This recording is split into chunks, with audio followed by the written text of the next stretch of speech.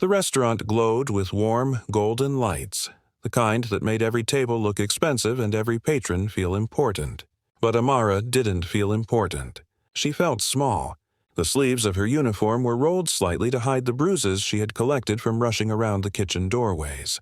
Her feet ached, the soles almost worn through. Yet she forced a polite smile, the kind that never reached her eyes. A large corporate group had reserved the front section. Suits, gold watches, loud laughter. The kind of crowd that measured human worth by wallet weight. Among them was Mr. Carver, the CEO. Sharp jaw, slick hair, voice dripping arrogance. He had been drinking, not enough to stumble, just enough to enjoy humiliation. Amara approached their table with a tray of wine glasses balanced in her hands. She had done this 1,000 times, but tonight her fingers trembled ever so slightly. As she leaned forward to place a glass in front of him, Carver pushed his chair out, deliberately, his expensive shoe slamming into her ankle. Her breath hitched. Pain shot up her leg. He didn't move his foot away.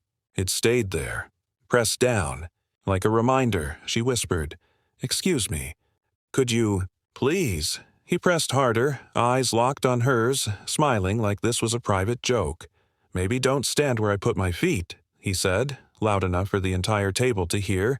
Some laughed. Others looked away, uncomfortable but silent.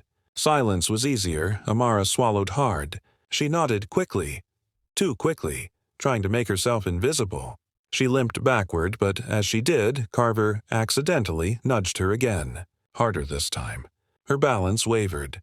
The glasses on the tray clattered, liquid sloshing dangerously. Her stomach twisted. If she dropped them, she couldn't afford to pay for broken glasses. She couldn't afford anything breaking. Carver leaned back in his chair, smirking, eyes glinting with a cruel pleasure. "Careful," he said. "Some people break things just by existing."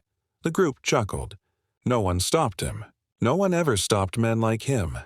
Amara's throat tightened. The restaurant blurred for a second as tears pressed their way up, but she blinked them back. Tears were weakness. Tears gave people like him fuel. She bit her lips so hard she tasted blood. "Please, please stop kicking me," she whispered. The words barely escaped her. Shaky, fragile, almost unheard. But the room heard. The room just chose not to care. Carver tilted his head, studying her like she was entertainment.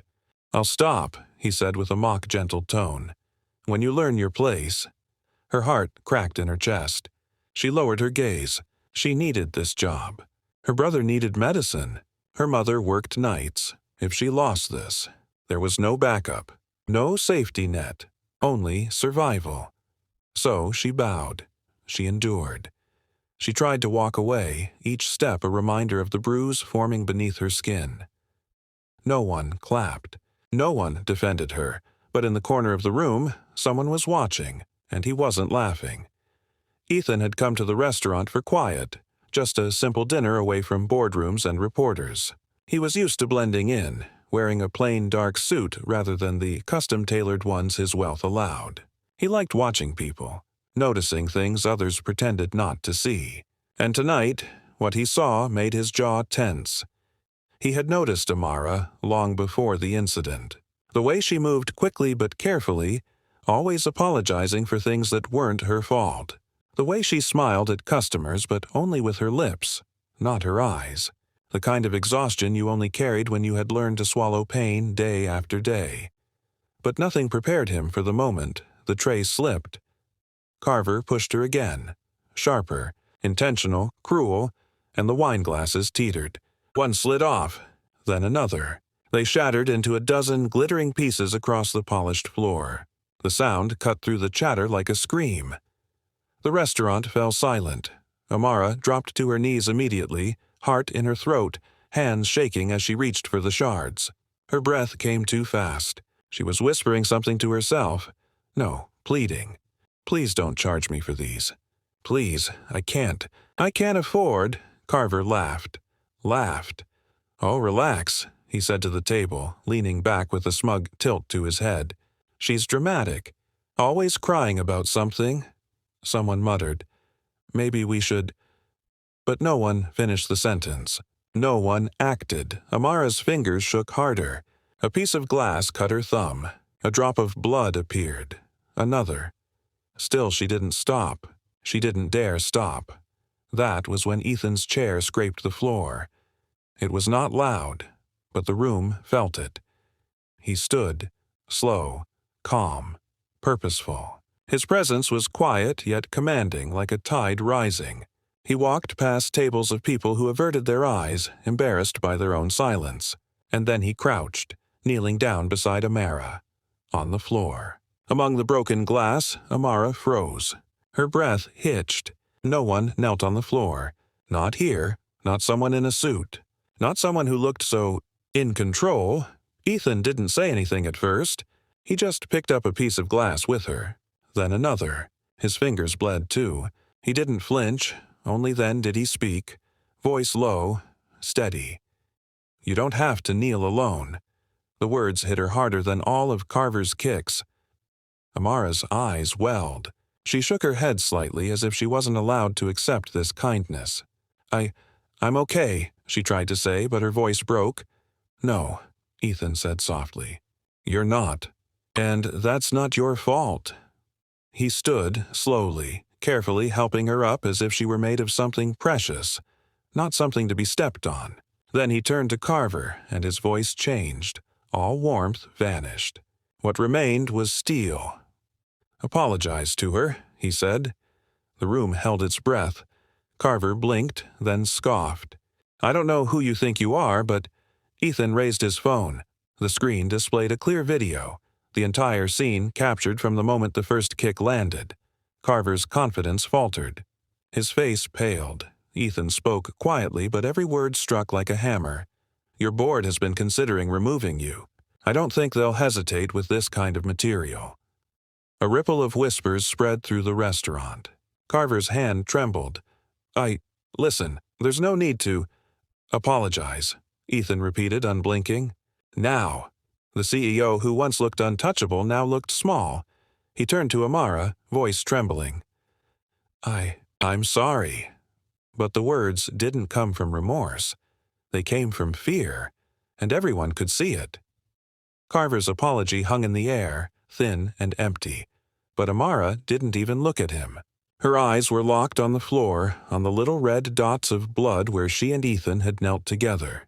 Her hands still trembled, fingers curled slightly inward, holding the memory of how small she had felt only moments ago. But now there was something else. Shock, disbelief, and something unfamiliar. Relief. The restaurant slowly resumed its noise, but it was different now. Softer, more cautious. Guests who had once watched with detached curiosity now glanced at Amara with guilt in their eyes. No one spoke to her, though. No one offered comfort. It was easier, safer, to stay silent.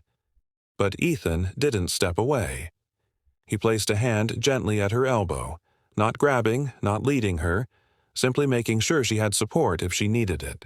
His voice, when he spoke to her, was so different from the cold authority he used on Carver. It was warm, almost quiet. "Come with me," he said softly. "Just for a moment. Let's get you someplace you can breathe." She didn't trust herself to speak, so she just nodded. He guided her toward the back hallway near the staff room, walking slowly so she didn't have to limp quickly or pretend she was fine. Her steps were uneven, and each one sent a pulse of pain up her leg, but she hardly noticed it. Her mind was still replaying his words. "You don't have to kneel alone."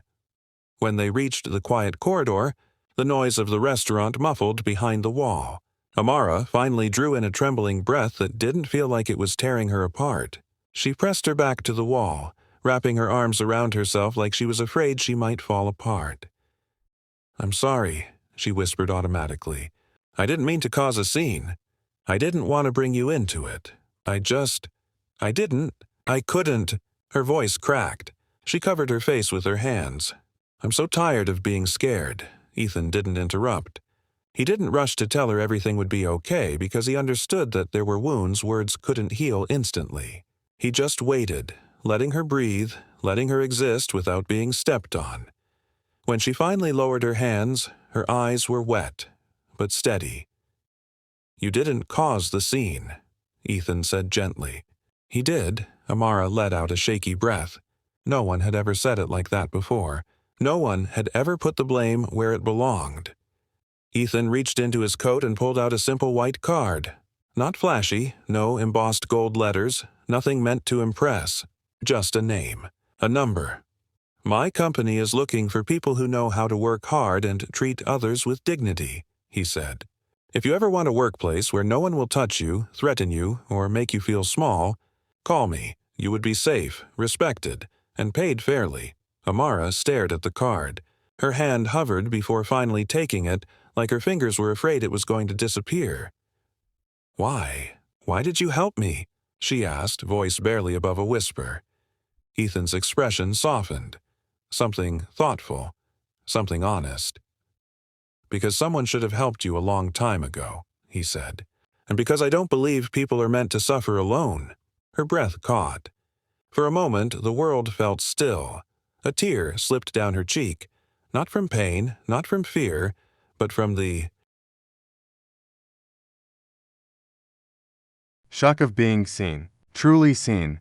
"Thank you," she whispered. The words were small, but they shook as they left her.